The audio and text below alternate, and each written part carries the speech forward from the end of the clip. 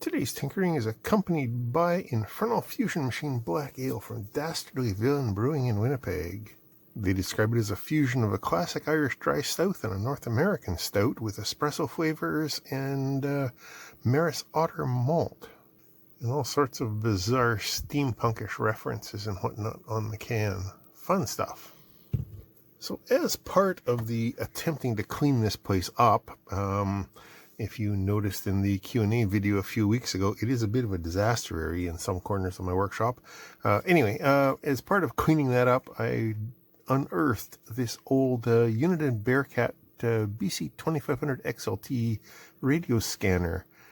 I bought this used back in the late 90s, and I used it quite a bit at the time for listening to various things, a lot of railroad stuff back when I was really into taking pictures of trains and stuff like that.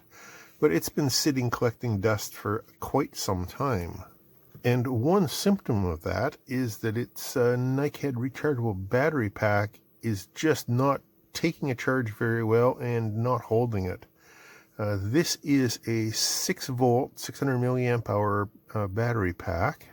And I have had it on charge off and on for about 3 days now, charging from its accompanying 12-volt DC power supply, 500 milliamp hour power supply. So with everything connected, with the charger still connected in, this thing works just fine. Although now that I'm down in the basement, you probably aren't going to be able to pick up anything, but yeah, it just does what it's supposed to do. Can't even get the weather broadcasts. But the bigger problem is when I disconnect the charger, it dies almost instantly, telling me that that battery is, well, I mean, Nikheads don't last forever. Rechargeable batteries don't like to stay in a discharged state, and I'm guessing that's probably what happened to this over the very, very long term. So right now it's got 5.22 volts on it and very slowly falling. Some of that slow falling is going to be it dropping off from the surface charge, but it over a period of a couple of hours just sitting here, it discharges itself down to about 3.5 volts. And as we saw, just even with that 5-ish volts on there, that's not enough to power the radio. So let us see what's inside this battery pack and see how easy it would be to replace the cells. The guy I bought this from way back had it resold at a local shop just before he sold it to me. So I know it's possible. There we go. So we have 5 Nikhead cells in here in series. They're 1.2 volts each nominally, so that will add up to pretty close to that 6 volts. There's the plus and minus contacts going out to the radio. Then there's a little circuit board in here. Let's lift this guy out, and one of the wires is trapped. Okay, I can't get too carried away. But yeah, there is this little circuit board. It's got the coaxial power jack. It's got a single little 3mm LED. And then on this side, what do we have? Let's lighten that up a little bit. We have a diode, a resistor that looks fairly powerful for surface mount. 150 ohms. And then we have another little device right beside it that, where did you go? That guy there. Can't tell what that is. Possibly another resistor. Other than that, it looks like there's no other components on there. So the diodes will be just steering voltage around, I'm guessing. And the big resistor, the higher power one, will be reducing this 12 volts down, the current of it down, so that it doesn't completely fry these batteries, although still there is 12 volts being run towards them, so that's probably not all that healthy for them. Regardless, I think that's what that's doing. Let me grab a pen and paper and see if I can make a schematic of this. Stand by. Well, that didn't take too long. Fairly straightforward as I figured. Positive 12 from the 12 volt power pack just goes through that diode to the radio and also goes directly to the positive side of the battery. We've got an LED with a 1.5K resistor there indicating not so much that it is charged or not charged, but that the charger is connected. And then we have the 150 ohm resistor, that bigger power one there, well, as power resistor as you get when you're in SMD anyway, and a diode there. And that's all there is to it. So I suppose I could, if I can find this kind of battery, replace it with more NiCads. Although I would kind of like to replace it with something a little bit more modern. Especially since I have all of these salvaged lithium-ion cells from, what do you want to call them, street lithium? How far into the video are we? Yeah, we can probably get away with it. These are batteries out of discarded vapes that I find on the street. There are lots of them of various different sizes and capacities, and the price on them is absolutely appealing. These I would expect are like $3 to $5 each if I can find them online, or probably 2 or 3 times that if I can find them locally. As standard lithium batteries, these are all 3.7 volts, and their watt hours or amp hours vary wildly.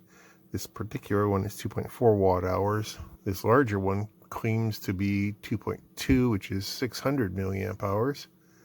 So either of those would probably work pretty effectively. I could, I suppose, bundle several together in a pack if I could find some that are well matched, although given that these things just come from, like I said, random things that I find on the street, I doubt that they will be matched. So maybe I'll just use one. And that 600 milliamp hours really is pretty much what this pack is anyway, so I think that'll work. Of course, the problem with those is those are fixed at 3.7 volts. We know this radio won't run below 5 volts, so we need some sort of a charger, because those won't charge directly from 12 volts. We also need some sort of an output boost. So I've got these boards that I found in stock. Oh, I've had them for a while. I found them online, obviously. And they have a charge controller chip over there. They have a little boost power supply over here that is adjustable. So I ought to be able to do that, although I better look this up and see what the input voltage of that charging chip is. It is an LN4056H, and according to its data sheet, it's basically targeting a 5 volt input, 4.3 to 6 volts. So I'm not going to be able to charge that directly from 12 volts. So I suppose I could use a 7805 linear regulator, although we'll be dropping, 6 or 7 volts. That might create a fair bit of heat. Maybe that's not the best option. Maybe an adjustable buck converter. Yeah, there's a small type. Maybe that'll do the job. All of a sudden, this is getting a little bit cumbersome. Will all that fit in there? There, that's out of the way. So looking at this, it appears that whoever resold this the last time just ripped the heat shrink off the outside of the factory pack and dropped their own little homemade pack in there. Huh. Interesting. I think I'll leave that yellow stuff in there just for posterity, I guess. Yeah, that one wire's trapped under there. Yeesh. Okay. Well, let's slide this charge board back in there. Not because I need the charge functions of it, but because I kind of like to keep the input jack in place. And should I ever go back to NiCads, then we'll probably be able to use that. So we have that board there, and that board there, and let me just do a little bit of rearranging in here and see what I can make fit. Actually, can I maybe stack these two? What would happen if I put some of this fish paper in between them? Just stick it to the back of that guy, which should insulate him. Then I could stack them up in there.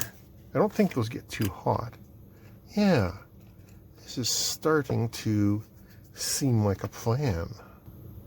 So first step, let's get this buck converter set to output 5 volts, plus or minus about half a volt, because that's about what that said on the data sheet. And that's being powered by my 12 volt power supply at just a little bit over 12 volts, so that's a good start. Now add on the charge board. Oh, probably shouldn't be soldering hot, but it's connected. Then we'll set its output voltage to 6 volts, I guess is what we need there, right? To power the radio. Although the radio can operate up to 12 volts, so maybe we'll set that just a hair over 6 volts. These are twitchy little potentiometers. There, 6.3 should work just fine. Now, connect the battery, although these batteries, I'm gonna guess, are not protected. And I'm not sure, I don't see any cell protection on here. We only have the charge chip and the boost chip, output diode, capacitors, and inductor. So I think I want to protect that cell, because one of the things that probably killed these guys is just being over discharged and sitting dead for so many years. And for that, we need a charge protection board. I have a couple of different types of boards in here that are based on the DW01, which is one of the most standard lithium-ion protection chips that there is. And it pairs with a little MOSFET down here to cut off power if we get to an overcharge or an undercharge situation. So I've got two different variations there. Electrically pretty much the same, but these ones I like a little bit better because they are designed just to strap onto the battery like that. They've got nickel strips and just tack solder them onto there, and then your circuit takes its voltage off the backside here. So normally you don't want to solder directly to cells, but these ones already have tabs on them, so I am working a little bit distant from the cell itself, which is always nice. I'll just tag these output wires onto the back of this thing, and then I will solder him onto this. Where's the positive end? That way. I think that took, yeah, I'll just trim off the excess bit of nickel strip here on both sides, and I think we are good to go.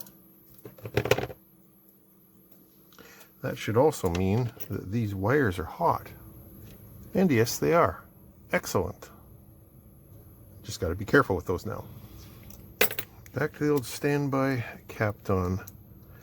And it's what they would have used in a Chinese factory anyway, probably, so I'll just put several layers on here to protect this thing. And maybe I will even put some of the adhesive insulation paper fish tape stuff over the ends just for good measure. So there, that's stuck on there pretty effectively. Nothing's coming through. I don't think we're going to be in trouble. So remembering those wires are live, I'll just set that aside, and now I will get to working on stacking these guys up, and I think a piece of that will stick on the back of there. Sure, that'll insulate it. I've just had a thought. Will these actually stack if I use header pins? That would solve a few different issues. I think they might. I think that'll hold. So that guy's on there now. There are the V out wires. There are the V in wires. And there are the two battery connections, which are a little bit inconvenient, but they are spaced enough, so I think I can solder onto them. And this guy's hovering. It's got the protective paper on there. I think we're all good. Now it's just a matter of getting I think I'll get these old charge wires out of here. And I will just use what I need to on this board. Come on, get out. Positive 12 volts, the easiest place I can get at it is off the end of this diode.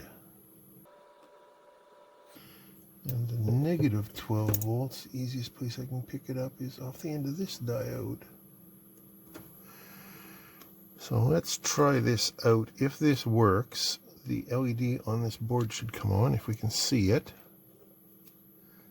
Yeah, we can see it in there. That's cool. And that LED even lights up.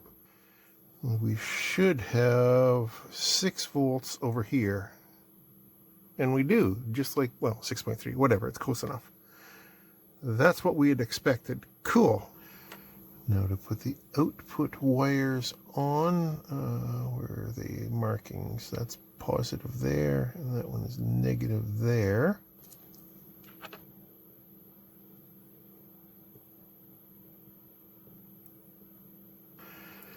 So the battery output connector is up there. So if I trim those guys off about like that, that should be good. You notice that I took the wires off one at a time so that I could keep track of which one goes where. So now just put that ground wire or negative wire back on there, and good to go. So the only thing left now is probably to secure that guy down in place, and I'm going to leave that white wire trapped underneath there just for footprints from the for any future archaeologists that are looking at this thing. Now I think time to add the battery and hope for the best. Of course, nothing's labeled on this side. It is labeled under there.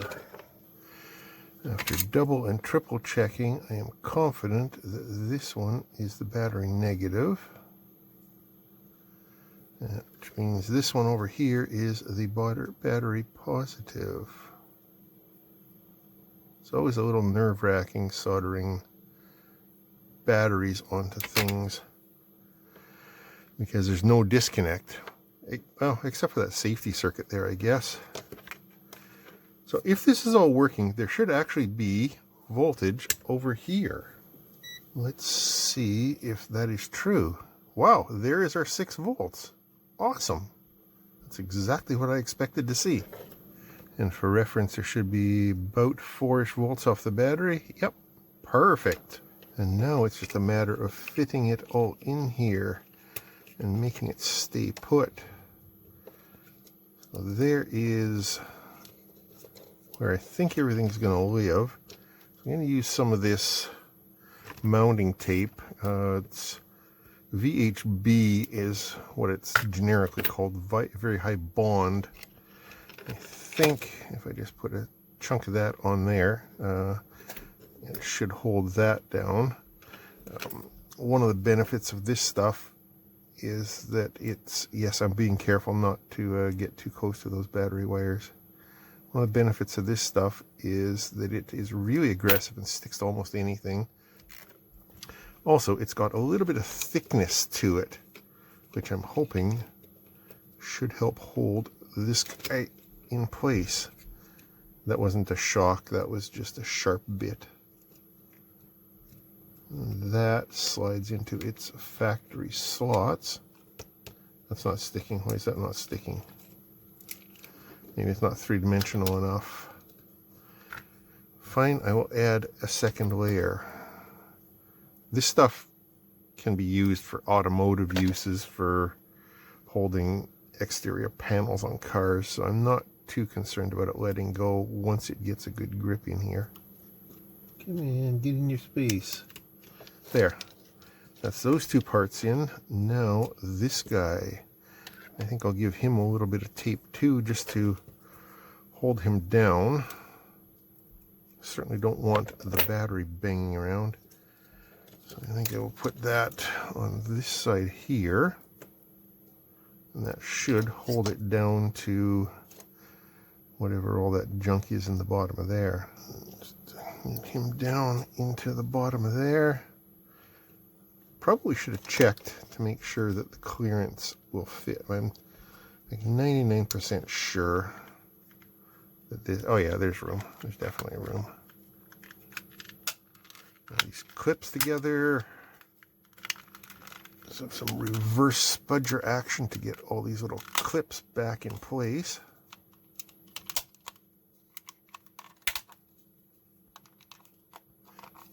I think that's done it. One last check. Yep, that's working. That's working. And now the ultimate test. Does the radio work? Yes, it is scanning. And when I unplug that, it is still scanning. Oh, that is awesome.